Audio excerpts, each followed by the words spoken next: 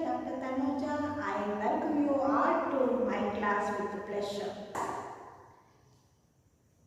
In the previous classes, we studied about the scope of physics, many things, what are the importance of physics, these things we studied in the previous classes, and in today's class we will be studying about physics in relation to technology and society. This is the topic we are going to discuss today. Physics in relation to technology and society. So, what is technology? Technology is just a child of physics. Okay. Technology is the application of the principles of physics for practical purposes. The application of knowledge for practical purposes in various fields to invent new products or to solve problems is known as technology. Thus, physics and technology together can impact our society in a large scale. Example, basic laws of electricity and magnetism leads to the discovery of wireless communication. Basic laws of electricity and magnetism. As electricity and magnetism are the basic laws of electricity are known, this leads to the discovery of wireless communication. Now we are in a world which is shrunk a lot due to this wireless communication, is it not? Yes. Then likewise, launching of satellite changed the means of communication. Once some 20 or 30 years back, we used to write letters to the dear ones who are in faraway places, in other places to communicate. If you want to communicate, if I want to, just 30 years back, if I want to communicate something to my father or someone else, I had to write a letter, post it in a box and wait for some 5 or 6 days for it to reach my father. Now it is not so. Because of the advent of satellites, we can make a call, immediately he will be responding. Likewise, if we make a call, video call, the video call will give the entire picture over there. So that is the advent of physics in technology. Likewise, microelectronics, lasers, computers, superconductivity and nuclear energy, all changed the thinking and living style of human beings. All these changed the living and thinking and living style of human being. Okay. Now, physics, the basic of all the other sciences, so it has a lot of impact in other sciences. You know, science has chemistry, biology, these are all the other forms of sciences, is it not? So let us see the impact of this physics to other sciences. Physics in relation to the other sciences. First let us see physics in relation to chemistry. In physics, we studied the structure of atom, X-ray technology and radioactivity, etc. These studies helps the chemists to arrange the atoms in the periodic table. This in turn helps in understanding the valence bonding of atoms, valence electrons, which are the valence electrons present in atoms. These things can be understood from the study of this X-ray diffraction technology. There are two interdisciplinary subjects between physics and chemistry, physical chemistry and quantum chemistry. These two plays vital role in doing this. Okay. Next, let us see the relation of physics with the biology. What is the relation of physics with the biology? Biological study is impossible without the advent of a microscope, is it not? We study used to study microorganisms in biology, about microorganisms in biology, those studies will not be there if there is no microscopes. Even after the advent of microscope, there are electron microscopes.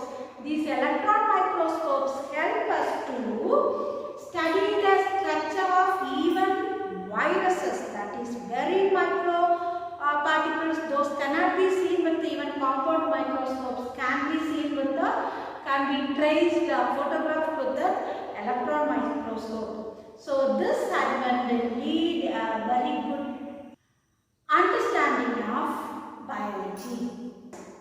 X-ray and neutron diffraction techniques make us understand the structure of nucleic acids, which help us to control vital life processes. Even nowadays we are suffering from coronavirus, and the structure of virus is understood from this technology of electron microscope, and its nucleic acid is found with the help of a neutron microscope, and these things help a lot in the study of biology. X-rays are used for diagnostic purposes. That if there is a disease, we have to diagnose what is the disease, and X-rays are used for the diagnostic purposes. And radioisotopes are given as a cure for cancer, and even there are a lot of technology. We have ultrasound technology, that is ultrasonic sound scanning machine. Ultrasonic scanning machine is there that gives us some more advance in treatment of patients. Lot of technologies were given to the biological world from the physical world.